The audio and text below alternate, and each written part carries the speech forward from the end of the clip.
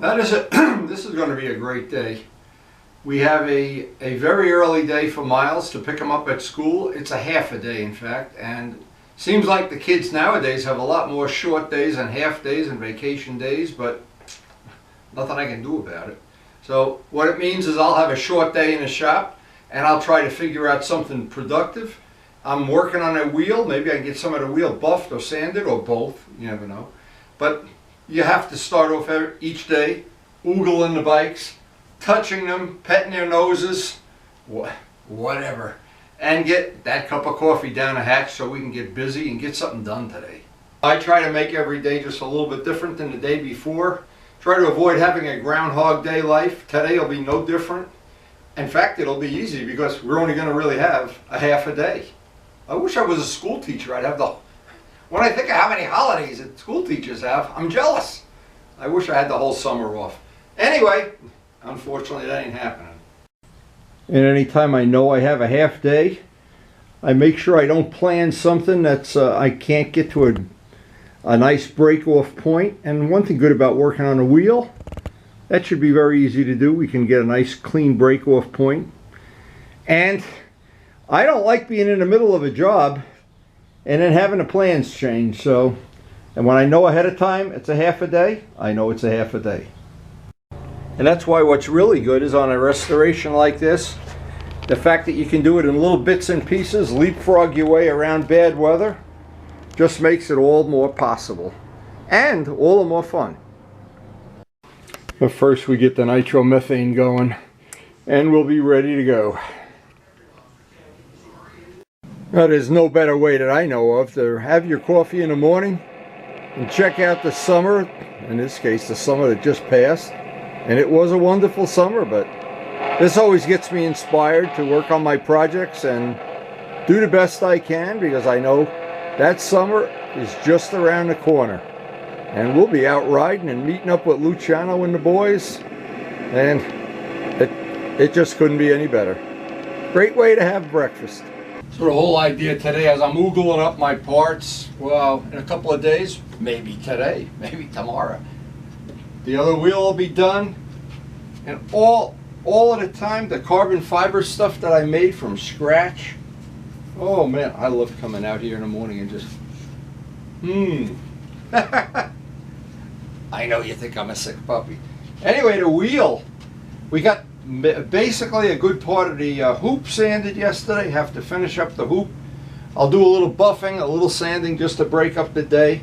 But we're at the point where every day on this job just gets to be more exciting than the day before. And I look forward to it every day, and it never disappoints.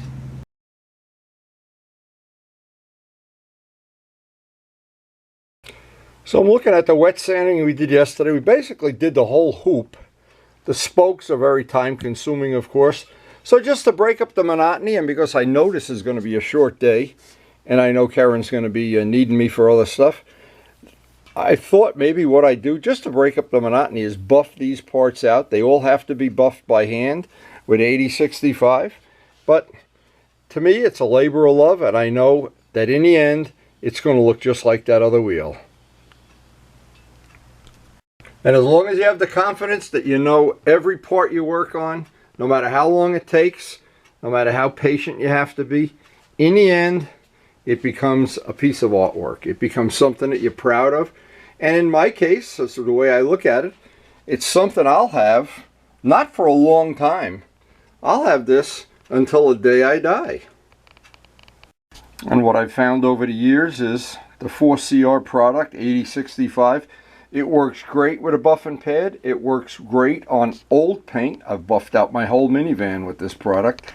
And it buffs out good for things by hand, which leads me to believe it probably would be good for buffing out things like a model plane or things that are very delicate. Good product. And just for reference, I've used it on the headlights of the bike. And I've even gotten some scratches out. There were some scratches on this that looked like they were not going to come out, and the 8065 took them right out. As I start off, I want to show one little spot in real time, but basically we got a couple hours of redundant work. that once you resign yourself to the fact this is not going to take 15-20 minutes, and you kind of bite the bullet and go get some extra coffee, it all goes, believe me, it all goes. I'm always amazed how you look at a job in the morning and you think, oh my God, it's going to take forever, oh geez. And then at the end of the day, when the job is done, you say, oh, that was easy. At least I do anyway. Maybe I'm brainwashed too, but there's a certain amount of time I allow for this, and I try never to do it as if time existed, because basically when I worked at Ford Motor Company for almost 20 years, I had inventory control that I had to take care of. I was the only one in a 1,000,000 square foot warehouse for 4 hours, and I had to control everything. And the neat thing about it was, if you were real efficient about it, you got to sit down at the end of the shift for about an hour. And if you weren't that good at it, you worked right to the last minute. So I got to be real good at it. Anyway, not to belabor the point, I wanted to show one spot here, and I think we divide this up as best we can. Oh yeah, let me show it in real time. Let me get the camera. I always think this is an important part of windy videos, is not to be showing things in a way that there you can see. I think you can see the gloss and the flat sanded part. And it just, if you divide it up into enough pieces and you allow enough time, you don't try to do it all in one session, it goes pretty good.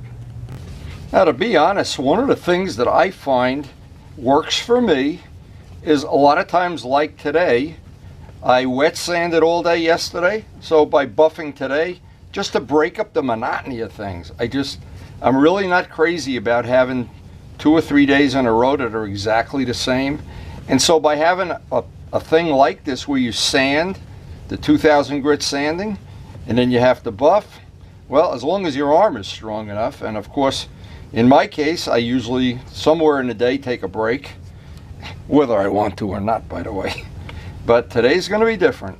So what it allows me to do, I'll put a little bit of more effort into this until we have to go get Miles. But boy, I often wonder what, of course, I should have become a school teacher. Then I could have had all summer to hang out at Perry's or whatever. Anyway, wait a minute, I do that right now anyway.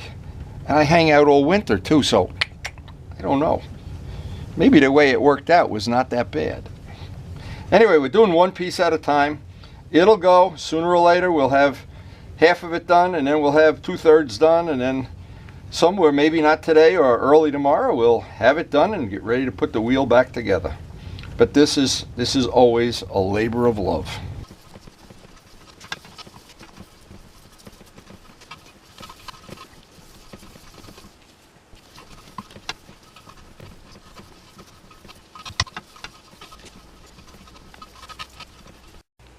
Now after doing each little segment separately, then I did an overall thing that I put right on here with the fast forward.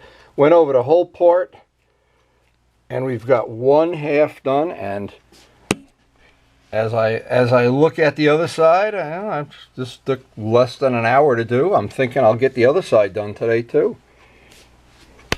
Yeah, that's, boy. And what's really nice is the feel. You can feel there's not a speck of dust or anything in that paint.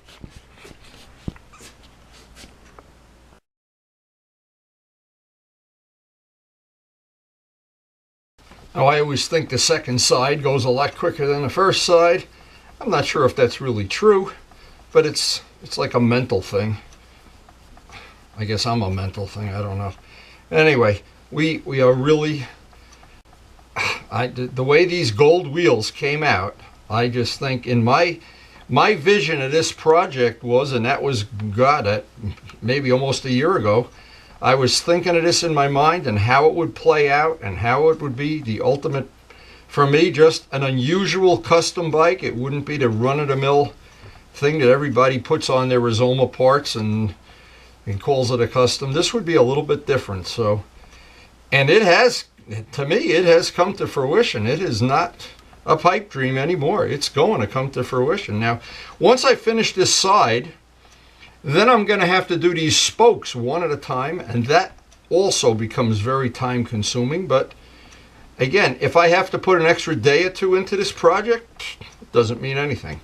I never would want to come into the shop and start a job and look at the clock and say, okay, I only have 2 hours to do this, or 1 hour, or some amount. That just guarantees that, number one, the work's not going to be that high quality, and number two, I'm not going to have as much fun.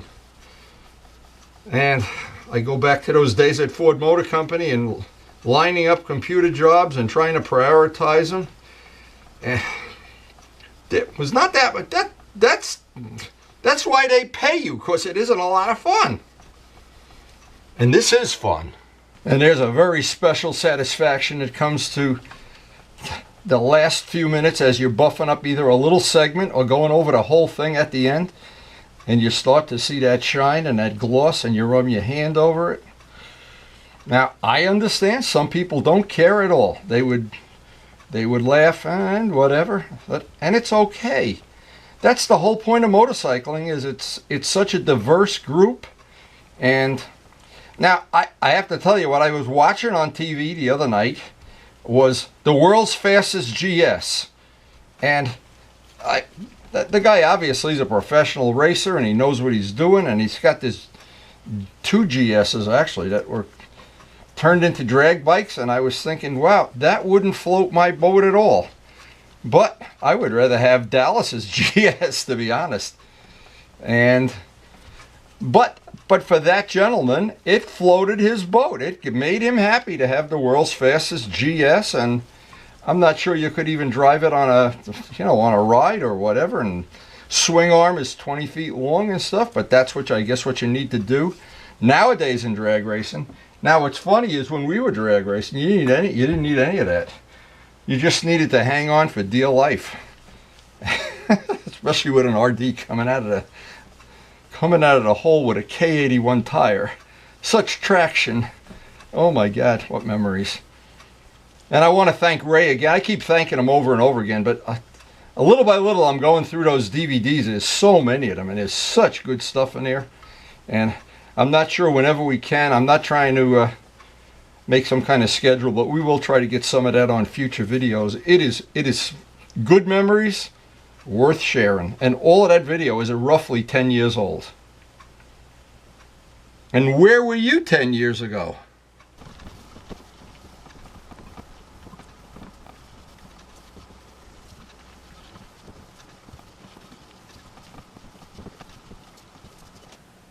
Well, we got the hoop done, and it's time to, this is the part that really takes a lot of time. One by one, sand the spokes down and that main hub. And that is time consuming, but that will be the final touch. And actually we're making pretty good progress today.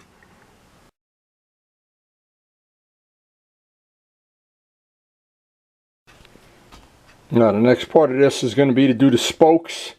Oh boy, does that look nice, I'm telling you. That is really floating my boat, literally. Now for the spokes, we'll use some 2000 grit Indasa sandpaper. And this is just going to be a little time consuming, but well worth it.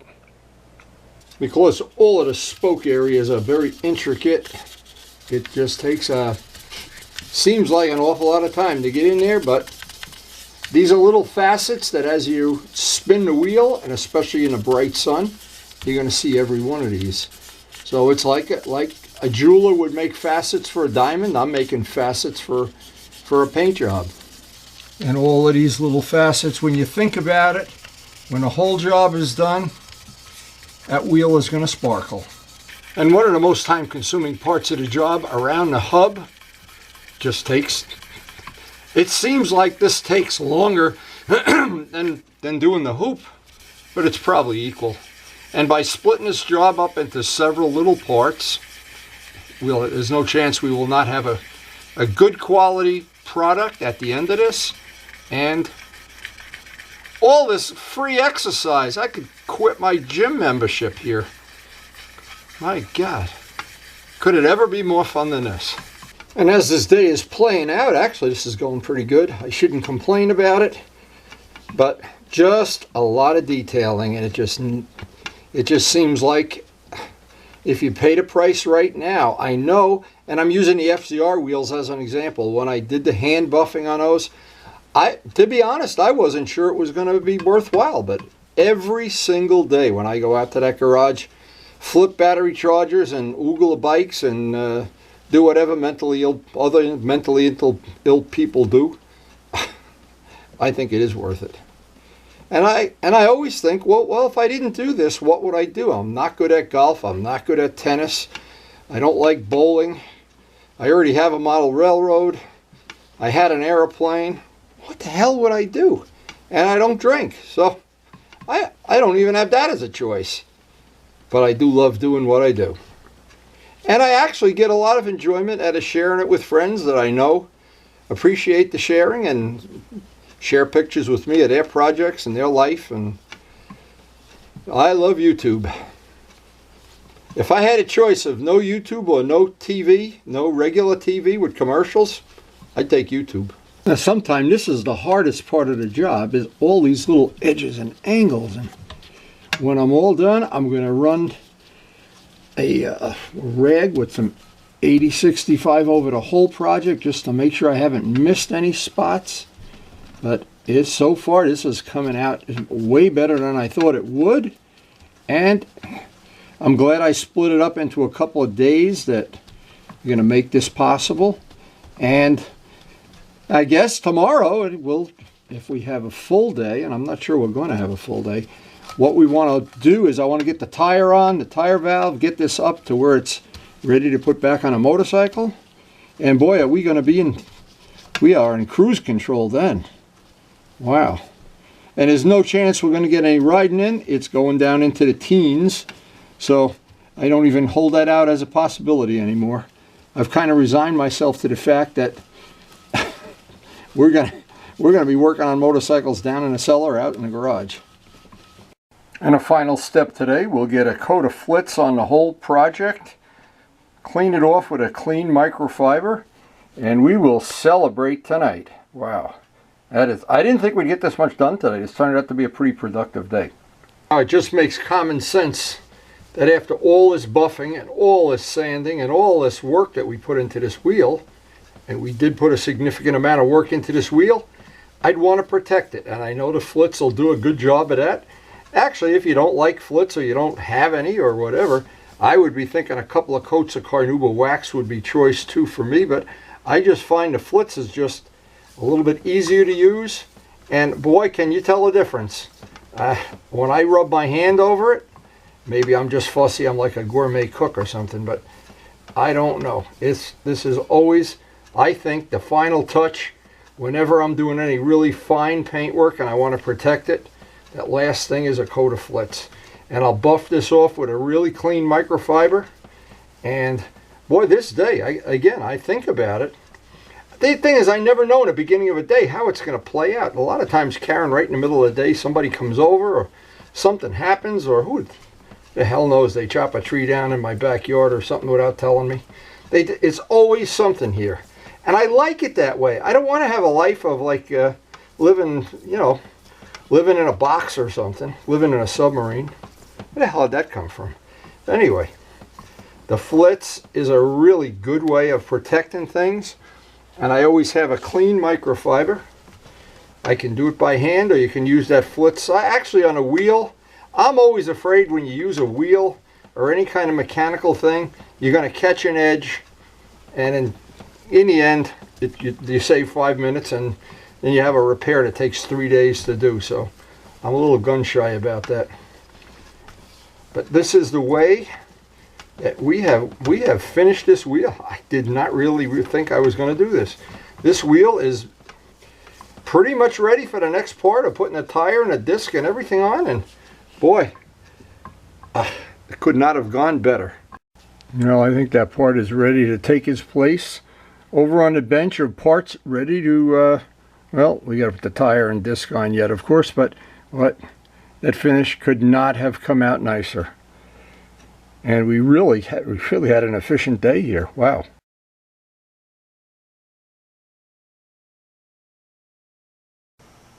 Well, I think it's safe to say the wheel came out just better than I ever thought it would. I know I sound like I'm going on and on like a broken record, but you know what, I am. Because I'm really happy the way this whole project, it's not only that wheel, the whole project, it took on a life of its own. It changed a few from the concept sketch on, but I think every step of the way I've made it more like what I originally envisioned. I don't know if you can see, and I'm sure the video you don't really see it the same way you don't really see the color gold here, but it really came out nice. And I don't want to forget to blacken out that inside of the hub. Even Dallas had a little comment about that. Yeah, we do want to black that out, that's for sure. I won't forget to do that tomorrow, but as of today, just a magic day. One of the days I really will be happy about. Now, because it's a short day, I have to go get the baby, and I'll have the baby all afternoon. That makes the day even better. In fact, as I always say, life is good. I hope your life is good too. And thanks for watching. Every day's an adventure with Miles on the playground. I don't know what he's doing now, but Grammy's not happy about it. Uh-oh. He got caught red-handed. And so this is what it's like, a day in the life of Wendy.